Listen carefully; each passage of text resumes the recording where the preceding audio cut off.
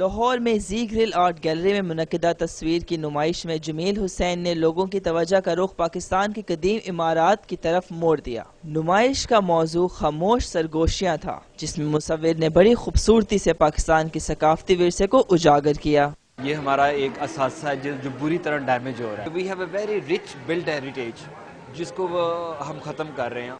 شرکا نے نمائش کو خوب سراہتے ہوئے کہا کہ ملک میں قدیم عمارات کی کثیر تعداد کا تحفظ سب کی مشترکہ ذمہ داری ہے۔